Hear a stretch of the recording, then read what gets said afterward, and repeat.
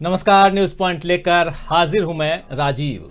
तो गुजरात चुनाव के लिए अब चंद दिनों का वक्त रह गया है और इस बार बीजेपी इस बात से डरी दिखाई दे रही है कि कहीं उसके हाथों से सत्ता निकल न जाए। मोरबी कांड से लेकर बिल्किस बानो और पेपर लीक जैसे मामलों पर बीजेपी की साख में गिरावट आई है। जिस गुजरात को बीजेपी अब तक अपना गढ़ मानती आई है, अब उसी गढ़ की नींव में बीजेपी को दरारें दिख रही हैं। यही वजह है कि विदेश यात्रा से लौटने के बाद अब एक बार फिर पीएम नरेंद्र मोदी गुजरात पहुंच रहे हैं। 19 नवंबर से लेकर 21 नवंबर तक प्रधानमंत्री नरेंद्र मोदी 3 दिन के गुजरात दौरे पर रहेंगे और इन 3 दिनों में उनकी ताबड़तोड़ 8 रैलियां होंगी। तो ये दिख रहा है दोस्तों कि बीजेपी की हालत इस बार गुजरात में बहुत खराब है। हाल ही में बीजेपी के वरिष्ठ नेता और पूर्व राज्यपाल, आप शायद समझ गए होंगे किसका नाम मैं कह रहा हूं। बिल्कुल सही समझ रहे हैं आप, सत्यपाल मलिक। उन्होंने खुद अपनी पार्टी की पोल खोल दी है। मेघालय के गवर्नर रहे सत्यपाल मलिक ने हरियाणा में चुनावों पर बड़ा बयान देते हुए कहा कि कोई मोदी मोदी नहीं कह रहा है, कोई मोदी मोदी नहीं कर रहा है, ये सब मीडिया का खेल है। मलिक ने यह भी कहा कि जहां चुनाव हो रहे हैं वहां बीजेपी की सीटें घटेंगी, ये आप लिख कर रख लीजिए। वहीं भारत जोड़ो यात्रा की तारीफ करते हुए सत्यपाल मलिक ने कहा था कि ऐसी यात्राएं सभी नेता करें। मतलब साफ है कि बीजेपी के नेता उसकी पोल खोल रहे हैं। और दूसरी तरफ राहुल गांधी गुजरात चुनाव के लिए नई रणनीति बनाकर बीजेपी को बुरी तरह घेर चुके हैं। आप जानते हैं पिछले 72 दिनों से राहुल गांधी रोज भारत जोड़ो यात्रा के लिए कई किलोमीटर पैदल चल रहे हैं। इस यात्रा ने अब तक 1500 किलोमीटर से ज्यादा का सफर तय कर लिया है और अब ये 5 राज्यों को कवर कर चुके हैं अब तक इस यात्रा के जरिए, और 6ठे राज्य में ऑलरेडी चल रहे हैं ये 6ठा राज्य महाराष्ट्र है। यात्रा जल्दी ही मध्य प्रदेश में दिखेगी और अभी महाराष्ट्र में है। दोनों ही राज्यों की सीमाएं गुजरात से लगती हैं, महाराष्ट्र की भी और मध्य प्रदेश की भी। व्यापारियों से लेकर आदिवासियों तक कई मुद्दों पर दोनों राज्यों का असर गुजरात में दिखता है।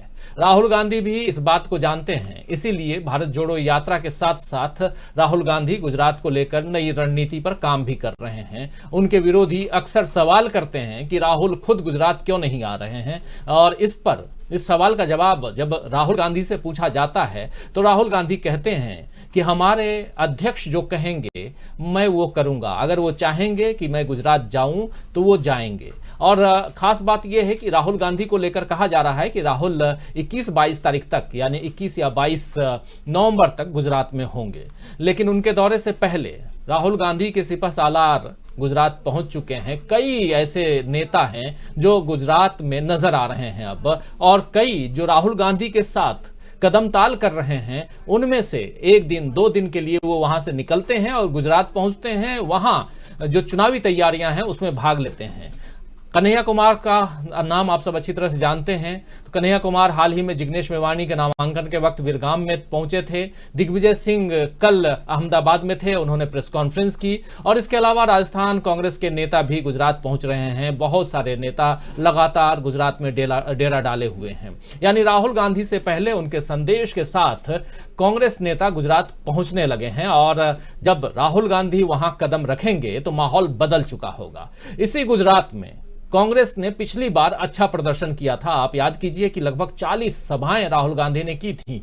2017 की बात कर रहा हूं, और तब वहां मोदी लहर भी थी। 2017 और 2022 में बहुत कुछ बदल चुका है दोस्तों।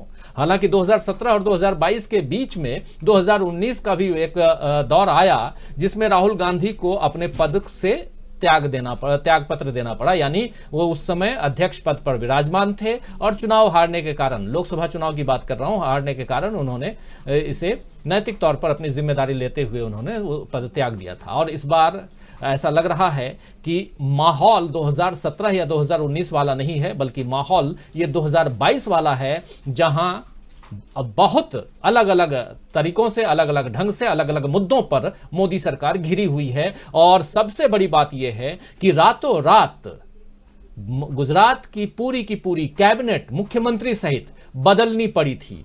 तो यह क्या कारण था कि आखिर गुजरात के कैबिनेट को बदलनी पड़ी? क्या बीजेपी खुद फंसी हुई है, उस समय से फंसी हुई महसूस कर रही है जिस समय कैबिनेट बदल दी गई थी? अब राहुल गांधी की मेहनत भी देखने लगी है, खासकर अगर देखें तो इस भारत जोड़ो यात्रा के दौरान। और हाल ही में एक टीवी कार्यक्रम में गृह मंत्री अमित शाह से जब पूछा गया, राहुल गांधी की पदयात्रा को लेकर सवाल किया गया कि वो पदयात्रा पर हैं, इस पर आपका क्या कहना है, तो अमित शाह का कहना था कि जो भी सार्वजनिक जीवन में है वो परिश्रम करता है तो उसका मैं समर्थन करता हूं। आप देखिए, बहुत बड़ी बात है, लेकिन ये बात कहने की जरूरत नौबत कैसे आई ये समझना होगा। और ये जब इस कार्यक्रम को आगे बढ़ाएंगे हम तो और समझेंगे। यानी बीजेपी को भी अब राहुल गांधी के परिश्रम का समर्थन करना पड़ रहा है। क्या ये संकेत बीजेपी के झुकने के हैं? क्या इस बार गुजरात चुनाव में मुश्किल में है बीजेपी? आइए आज न्यूज पॉइंट में इसी बात पर चर्चा करेंगे और ये भी जानेंगे कि क्या राहुल गांधी की नई रणनीति से बीजेपी मुश्किल में है? क्या राहुल की भारत जोड़ो यात्रा ने गुजरात में कांग्रेस को मजबूत कर दिया है? बहुत सारे सवाल हैं, इन सवालों का जवाब ढूंढने की कोशिश करें, लेकिन उससे पहले एक बाइट कल की सुनाना चाहूंगा। कल आप लोगों ने देखा भी, जो राहुल गांधी सावरकर के ऊपर, वीर सावरकर जिसे कहते हैं, उनके ऊपर अपने प्रेस कॉन्फ्रेंस में पूछे गए एक सवाल के जवाब में उन्होंने बताया था और उनकी एक चिट्ठी को सार्वजनिक करते हुए सीधा हमला किया था बीजेपी पर। आइए जरा उस बाइट को एक बार फिर से सुनते हैं जो उन्होंने कल प्रेस कॉन्फ्रेंस में कही थी। सुनिए जरा। ये देखिए, ये मेरे लिए सबसे जरूरी डॉक्यूमेंट है। ये देखा आपने? दिख रहा है आपको? और इसमें आप देख लीजिए, ये सावरकर जी की चिट्ठी है जिसमें उन्होंने अंग्रेजों को लिखा है। और मैं पूरी चिट्ठी आपको पढ़नी होगी, देख लीजिए, मैंने हाईलाइट भी कर रखी है, मगर मैं सिर्फ आखिरी लाइन पढ़ना चाहता हूं। अंग्रेजी में लिखी है तो मैं अंग्रेजी में बोल देता हूं। I beg to remain sir your most obedient servant V D. Savarkar. Hindi में ट्रांसलेशन कर देता हूं। सर, मैं आपका नौकर रहना चाहता हूं। ये मैंने नहीं लिखा, ये सावरकर जी ने लिखा है। तो इसको आप पढ़ लीजिए, देख लीजिए। अगर फडणवीस जी देखना चाहते हैं इसको, वो भी देख लें। तो मैं तो इसमें बहुत क्लियर हूं, सावरकर जी ने अंग्रेजों की मदद की थी।